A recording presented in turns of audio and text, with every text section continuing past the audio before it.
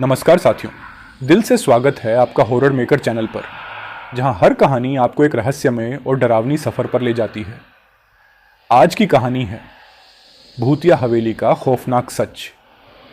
एक रहस्यमयी सफ़र जो न केवल आपकी रूह कंपा देगी बल्कि आपको सोचने पर भी मजबूर कर देगी। लेकिन कहानी शुरू करने से पहले आपसे एक छोटी सी गुजारिश है। अगर आप हमारे चैनल पर पहली बार हैं तो कृपया हमारे चैनल को स्टार्ट करें और हमारी कहानी को सुनें। बार आए हैं तो कृपया चैनल को सब्सक्राइब कर लें। इससे हमारा रिश्ता और मजबूत होगा और आपको हमारी हर नई डरावनी कहानी का नोटिफिकेशन सबसे पहले मिलेगा।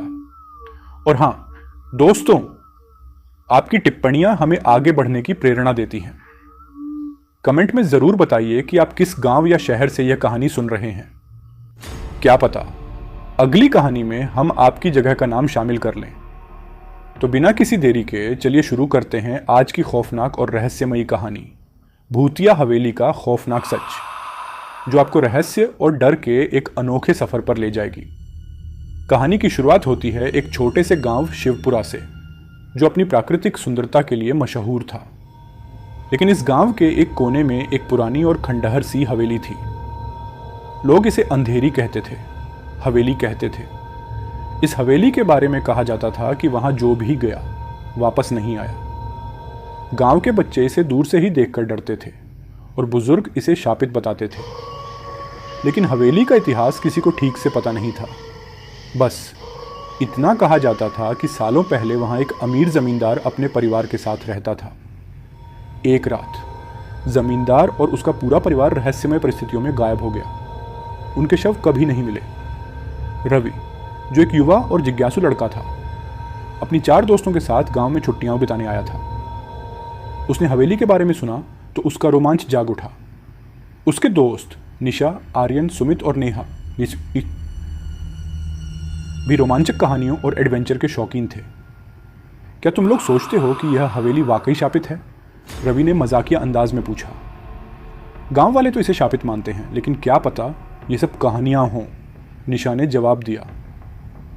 चलो सच का पता लगाते हैं, रवि ने साहसिक अंदाज में कहा। गांव के बुजुर्गों ने उन्हें बहुत समझाया। बेटा, उस हवेली के पास मत जाना, वहां जाना मौत को दावत देने जैसा है।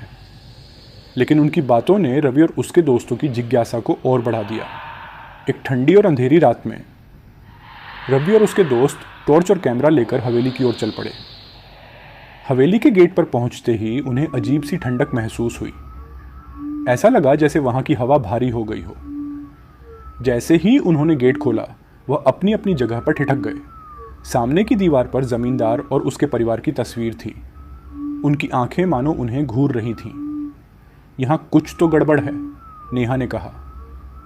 बस ये तुम्हारा भ्रम है, डरना बंद करो, आर्यन ने मजाक किया। वे सभी हवेली के अंदर बढ़ते गए। अंदर हर चीज धूल और मकड़ी के जालों से ढकी हुई थी। जैसे ही वे हवेली के बड़े हॉल में पहुंचे, अचानक एक पुराना झूमर हिला और जमीन पर गिर गया। ये तो हवा से हुआ होगा, सुमित ने कहा, लेकिन उसकी आवाज़ में डर साफ झलक रहा था। तभी उन्हें सीढ़ियों पर किसी के चलने की आवाज़ सुनाई दी। उन्होंने ऊपर देखा, लेकिन वहां कोई नहीं था। ये सब क्या है? मुझे लगता है कि हमें वापस जाना चाहिए, निशा ने कहा। हम अभी वापस नहीं जा सकते, हमें पता लगाना होगा कि यहां सच में क्या हो रहा है, रवि ने दृढ़ता से कहा। हवेली के अंदर घूमते घूमते वे एक कमरे में पहुंचे, जिसका दरवाज़ा बंद था।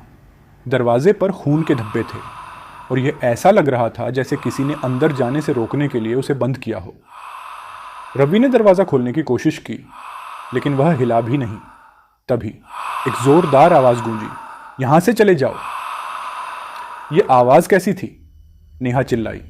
ये सब हमारा भ्रम है, डरने की कोई बात नहीं, रवि ने खुद को और अपने दोस्तों को दिलासा दिया। किसी तरह दरवाज़ा खुला। कमरे के अंदर का नज़ारा दिल दहला देने वाला था।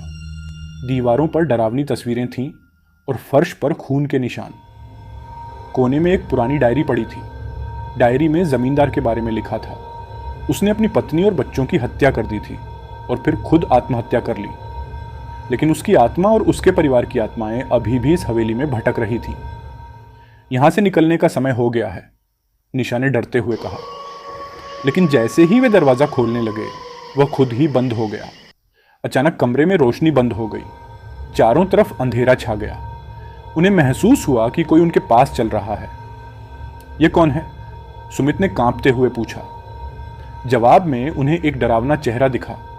वह जमींदार की आत्मा थी जो उनकी ओर बढ़ रही थी। तुम्हें यहां नहीं होना चाहिए था, वह गरजा।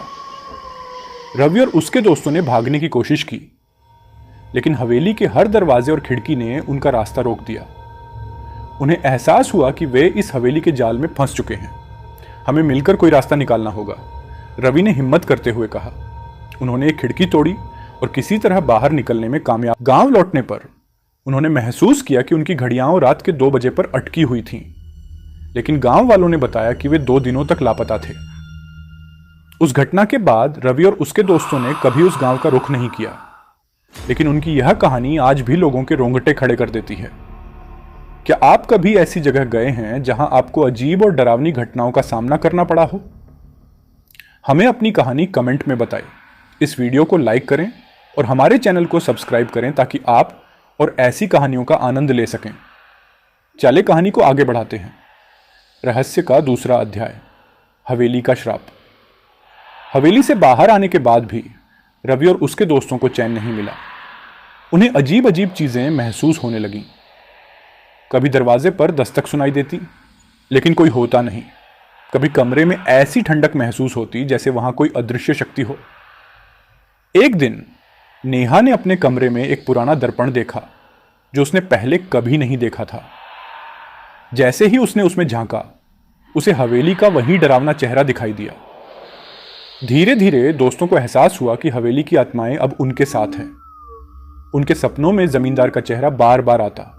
वे उसे कहता सुनते, तुमने मेरी शांति भंग की है, अब इसकी कीमत चुकानी होगी। उनके शरीर पर अजीब निशान दिखने लगे। कोई न कोई हर रात दर्दनाक चीखों के साथ उठता। हमें कुछ करना होगा वरना हम सब खत्म हो जाएंगे, रवि ने कहा। रवि ने गांव के एक बुजुर्ग पंडित त्रिलोकनाथ से मदद मांगी। पंडित ने उन्हें बताया कि यह श्राप तभी टूटेगा जब वे हवेली में जाकर उस जमींदार और उसके परिवार की आत्माओं की शांति के लिए कुछ खास अनुष्ठान करेंगे। लेकिन याद रखना, पंडित ने चेतावनी दी, यह अनुष्ठान करना आसान नहीं होगा। आत्माएं तुम्हें रोकने की हर संभव कोशिश करेंगी। रवि और उसके दोस्तों ने हिम्मत जुटाई और पंडित त्रिलोकनाथ के साथ दोबारा हवेली गए। इस बार वे पूरी तैयारी के साथ गए। पवित्र जल, मंत्रों की माला और अनुष्ठान के लिए जरूरी सामग्री। जैसे ही वे हवेली में पहुंचे, दरवाजे अपने आप खुल गए। अंदर का माहौल पहले से भी डरावना था। दीवारों से खून टपक रहा था और हर कोने से भयानक चीखें सुनाई दे रही थीं। अनुष्ठान शुरू होते ही हवेली में अजीब घटनाएं शुरू हो गईं। झूमर तेजी से हिलने लगे, दरवाजे खुद ब खुद बंद होने लगे और जमीन से भूतियां साए उठने लगे। जमींदार की आत्मा गुस्से में प्रकट हुई।